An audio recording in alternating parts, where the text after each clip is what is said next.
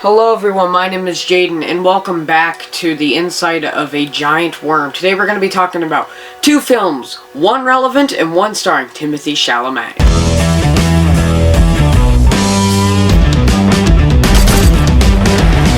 So yeah, we're going to be talking about Dune and Halloween 2018. So, I saw Dune yesterday, but I didn't think I could talk enough about it for it to warrant its own video, so I'm doing a dual review.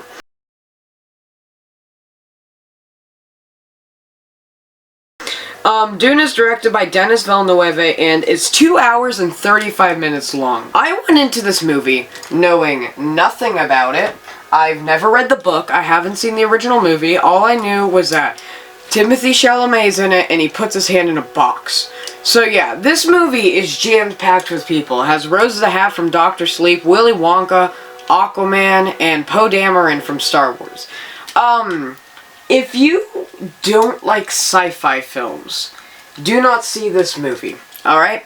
This movie is exactly what I thought it was going to be walking in. I knew it was going to be hardcore geekiness, like high fantasy sci-fi, like high levels, and then also super boring, but it looked, I knew from even the promotional artwork it was going to look amazing. The best way for me to describe it is as a desaturated Star One is very gray and pale compared to, one of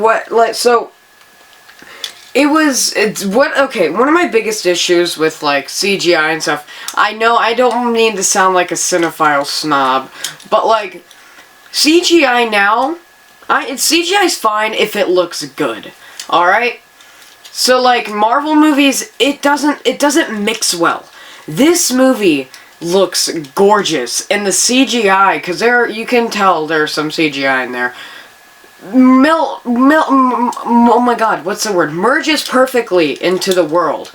And, like, one of my biggest issues with pacing, because there are literally scenes of Timothée Chalamet watching, hologram nature documentaries, is that it is very immersive. See this one in the theater, don't watch on HBO Max. You gotta see it in the theater. Every landscape, it's all gorgeous. This pacing is so boring. It is such a slow movie. And it does feel very prologue-y, because it is only part one. They're probably gonna try to make it a trilogy or something, but I do believe it's going to be the same Alien type thing where we're gonna have to wait another 5-6 years for Dune Part 2. I don't know, I'm not complaining though. I didn't like this movie. I was not gonna see that one, but like... So, the music was Hans Zimmer's score, and it is incredible. I loved his work in Interstellar. I basically love all Hans Zimmer songs. They're just so, like, epic, but this movie... The camera work doesn't match it. Same thing with Interstellar. That was my biggest gripe with the music. I don't know if I talked about it, but like, Hans Zimmer's score, the whole time it's building up to something, but we already see what it's building up to. So it just feels like the suspense is rising to no payoff. Because there is no payoff in the songs. It's just that. It's beautiful, don't get me wrong, but it's kind of annoying after a while. And the performances in Dune are great. There's not much talking. Like, there is, but, like, there's also not. There's not much comedy and stuff. It's not like... It's kind of like 1917, where it drags, but it kind of is lifted up by, like, character and stuff.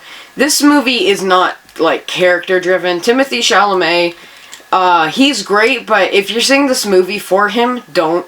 Because he's there. If you're just wanting to look at him because he's hot... You're gonna get one scene in the beginning and that's it. It's boring. It's just not exactly what... It's like, there's an article posted that was like, women are tricked into seeing a giant sci-fi movie about worms or something. Yeah. But it is a gorgeous film with an incredible score. And though the story makes no sense to me, I have no clue what was going on half the time. So I don't know if I'm really allowed to talk about it, because I'm not really into the story. But it is very high fantasy sci-fi. Yeah, it's fine. I don't have much to say about it because there wasn't much happening. This movie felt like a lot of nothing. There was no payoff. and that's another problem with movies now. I don't mean to sound like that. The thing with sequels is that you gotta have a decent ending to the project that you're finishing. Like Candyman ended abruptly. That's why I don't like the ending of Beetlejuice. So it's fun. It's just like, what? Halloween Kills. It just ends. There's gotta be at least some form of arc that needs to end. And also the relationship between Rebecca Ferguson and Timothée Chalamet. It's good, but then it starts to get really weird. But like the hierarchy, it's very political for some reason. I'm guessing this is a very politically driven story. But I don't know. I thought it was fine. I'll probably read the book when I hear the second one's coming out. I probably won't finish it, but I'll probably start reading it. But yeah, if you don't know my rating system, a golden ticket is an 8 out of 10 to a 9 out of 10, and a trophy is a 9.5 out of 10 to a 10 out of 10. Unfortunately, this movie just didn't... It looks beautiful, it's just... It missed something. There was something not there. It kind of felt like it was trying to be multiple things. And it was just... The world building was a little too good, where that's all they focused on. So yeah, I'm gonna say 6.5 out of 10. It seems super low, but it's just not... It's not a movie for me. But yeah. If you liked it, great. I'm so glad you found something more than I did. But I just couldn't grasp onto it. And I know I'm giving it the same rating as Black Widow. I absolutely hate that movie. But it's one, I respect it more than Black Widow because it was trying something. Black Widow, I gave it a low rating, and I gave it the same rating as this because I wanted to save myself from getting murdered by my friends who all, for some reason, love the movie. I don't know. But yeah, so yeah, 6.5 out of 10.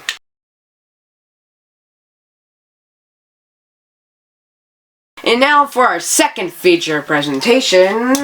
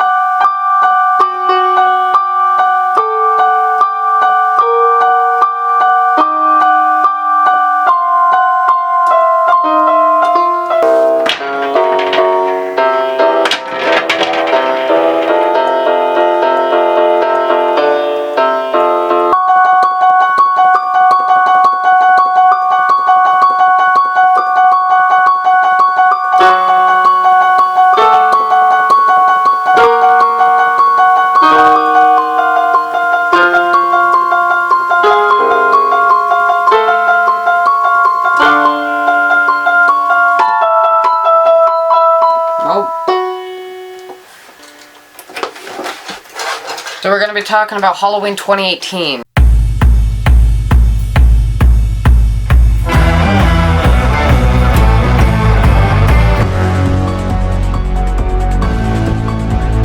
So, I used to put it lightly, hate this movie. I used to think that Halloween 2 was the best Halloween sequel ever. I was incredibly disappointed on rewatch. I was actually surprised because this movie... I just didn't like it for some reason, but now I like it more. It's probably because of Halloween Kills and how much I love that movie. This one, I didn't realize it, but this movie has a breakneck pacing. This movie has some breakneck pacing, man. It, like, throws you in there, and at 46 minutes, the scenes are, like, it feels like 20. It's incredible. It, like, cuts everything in. Whoa. It, like, cuts the pacing in half. It's whoa. But Michael Myers is great in this one. It's directed by David Gordon Green, who also did Halloween Kills, who also is doing Halloween Ends if that ever comes out.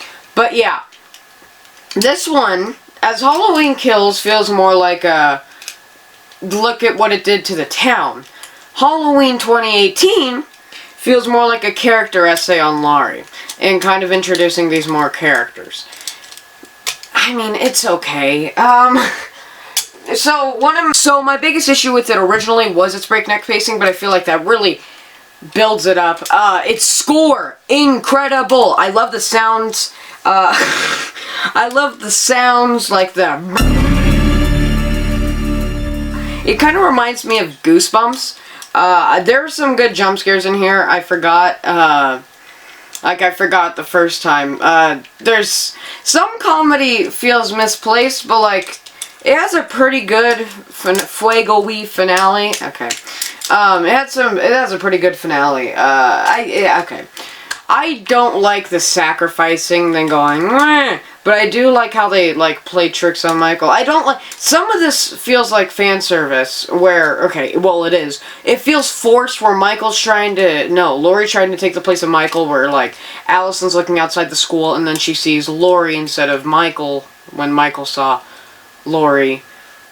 No, when Laurie saw Michael, but yeah, it's just, and then, like, the falling off the balcony, and it's kind of a big mess in the last 20 minutes. This movie's just a big mess of greatness. There's some great performances. The writing, I don't like Dr. Sartain sucks as a character. I don't like how Laurie is making these Dr. Loomis speeches now. That bugs me. It's a bit wonky, and I don't like how they try to introduce new ideas while trying to escape and, like, destroy all the old ones. I don't know. Laurie, considering what they were saying in Halloween Kills, but they kind of didn't double down on, Laurie's kind of a narcissist because she thinks Michael's coming back for her. No. But, like, the kills are great. There's, like, a head crunch. There's, like, a spear, or, like, not a spear exactly, but, like, there's, like, a fence pole through, like, jaw. It's great. This movie is incredibly gory, and I think and this, like, creative kills. This movie, I don't know, I feel, it's, like, a weird nostalgia for it, because, like, this was, like, the thing in 2018. It was it and Halloween. Then, it again. But no one really cared about it in Chapter 2. But, like, this is just everything that could have been a Halloween sequel, and it was. I'm so much happier with this movie than I was originally. It is super cohesive in it, maybe because there are sewn up plot lines, but if you're watching this movie for Michael Myers and gore, you're gonna get it around the half-an-hour mark. This movie, it kind of wastes time in the beginning, but after that, it's relentless, and I love it. Yeah, I don't know what else to say about this one. I love Halloween. It's probably my favorite slasher saga. I'm not the biggest Friday the 13th fan. Child's Play, I could care less. But, Nightmare on Elm Street, I've only seen the first one, and that's kind of boring. But Halloween 2018, there's just something about it. And I know this is weird to talk about a slasher movie like this, but it has its own specific little charm to it that adds its own, like, level of evilness in something. I don't know. This movie is just so much better than I thought it was gonna be. I was expecting just a hunk of junk. But no, this flew by, and I'm so glad that it did. The characters, screw them. They died. I'm not crying. That's why we watch slasher movies. But I do like the callbacks. I do like this one long shot that, like, he's walking around the house. This movie, it feels like a mix of both Halloween 1 and Halloween 2, whereas Halloween Kills felt like Halloween 2 because with the major absence of Laurie. This one felt more like a Halloween 2 mix. Like, this movie has a lot. I don't like the podcasters. Thank God they die. But yeah. If you don't, so I already talked about my rating system. Unfortunately, this one also just, it didn't have something, so I'm gonna give it the same rating as Halloween 2, a 7.5 out of 10. Yeah. Like, everything is great about it, but it's just, come on. Halloween Kills, I do believe, was better. I just enjoyed it more. It also means more to me, because it's the first Halloween film I saw in the theater. Yeah. But this was a movie that made me started watching Halloween, so yeah, I'm fine with it. So, thank you guys so much for watching. I don't know what video's coming out next. I think it's either going to be the Chucky CV series, the third episode, or Halloween Kills spoiler, like an extended review of the old one. Because it's all one video, except this one has like an extra 4 minutes added onto it. So yeah, thank you guys so much for watching. Stay gold, everyone.